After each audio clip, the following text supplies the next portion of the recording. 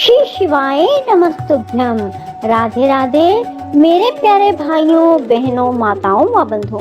आज फाल्गुन मास में आपको सुना रही हूँ शिव महापुराण की कथा।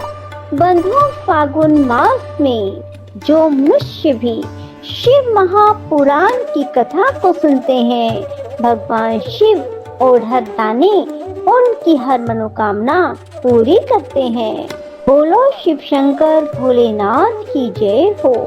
बंधुओं, मैंने कल आपको बताया कि जब दक्ष ने भगवान शिव को अपने यज्ञ में नहीं बुलाया तो सती माता ने भगवान शिव से आग्रह किया कि वे अपने पिता के यज्ञ में जाएंगी। तो भगवान शिव ने राजोपचार के साथ उनके पिता के यज्ञ में भेज दिया। पर वहां जब सती ने देखा कि उनके पिता के यज्ञ में भगवान शिव को स्थान नहीं दिया गया, तो सती अपने पिता से बोली, प्रजापति, आपने परम मंगलकारी भगवान शिव को इस यज्ञ में क्यों नहीं बुलाया, जिनके द्वारा यह संपूर्ण जगत पवित्र होता है, जो स्वयं ही यज्ञ वेताओं में श्रेष्ठ, यज्ञ के अंग, यज्ञ की दक्षिणा और यज्ञ करता यजमान है। उन भगवान शिव के बिना यज्ञ की सिद्धि कैसे हो सकती है? अहो, जिनके स्मरण करने मात्र से सब कुछ पवित्र हो जाता है, उन्हीं के बिना किया हुआ यह सारा यज्ञ अपवित्र हो जाएगा। द्रव्य, मंत्र आदि, हव्य और कव्य, ये सब जिनके स्वरूप हैं, उन्हीं भगवान शिव के बिना इस यज्ञ का आरंभ कैसे किया गया? क्या आपने भगवान शिव को सामान्य देवता समझकर उनका अनादर किया है? आज आपकी बुद्धि भ्रष्ट हो गई है, इसलिए आप पिता होकर भी मुझे अधम जच रहे हैं। अरे, ये विष्णु और ब्रह्मा आदि देवता मुनि अपने प्रभु भगवान शिव के आए बिना इस यज्ञ में कैसे चले आए? ऐसा कहने के बाद शिव स्वरूपा परमेश्वरी सती ने भगवान विष्णु, ब्रह्मा, इंद्र आदि सभी देवताओं को तथा समस्त ऋषियों को बड़े कड़े शब्दों में फटकारा।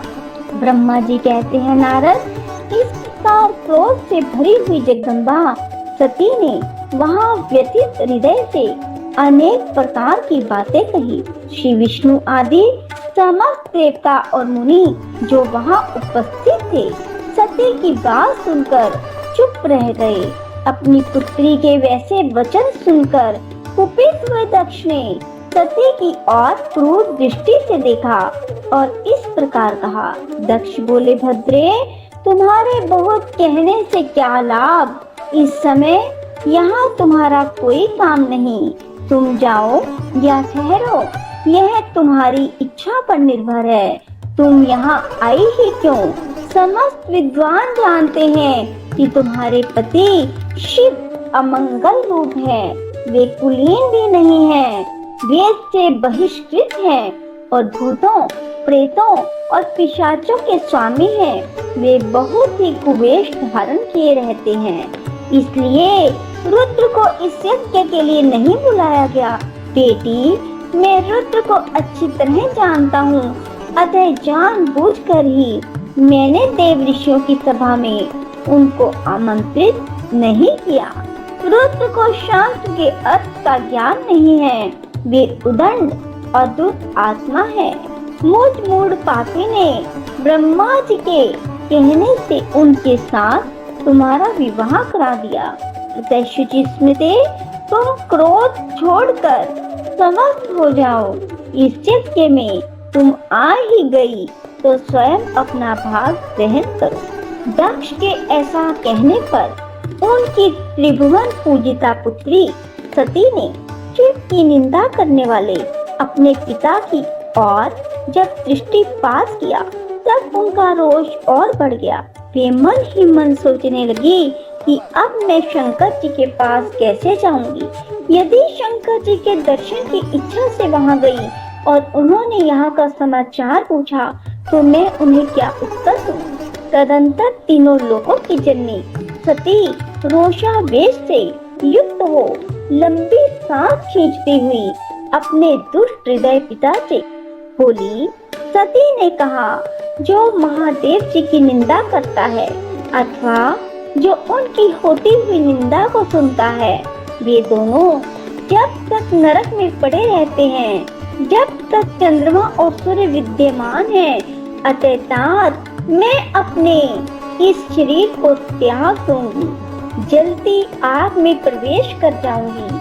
अपने स्वामी का अनादर सुनकर अब मुझे अपने इस जीवन की रक्षा से क्या प्रयोजन। यदि कोई समर्थ हो तो वह स्वयं विशेष यत्न करके शंभु की निंदा करने वाले पुरुष की जीभ को बल पूर्वक काट डाले, तभी वह शिव निंदा श्रवण के पाप से शुद्ध हो सकता है।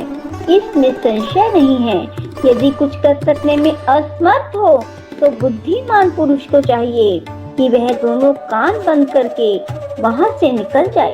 इससे वह शुद्ध रहता है, दोष का भागी नहीं होता, ऐसा श्रेष्ठ विद्वान कहते हैं। इस प्रकार धर्म नीति बताने पर सती को अपने आने के कारण बड़ा पश्चाताप हुआ।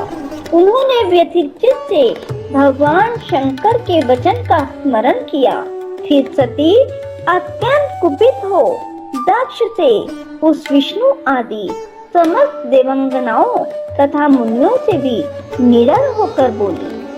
सती ने कहा, तात तुम भगवान शंकर के निंदक हो, इसके लिए तुम्हें पश्चाताप होगा। यहाँ महान दुख भोग कर अंत में तुम्हें यातना भोगनी पड़ेगी। राधे राधे। जय श्री कृष्णा। धन्यवाद।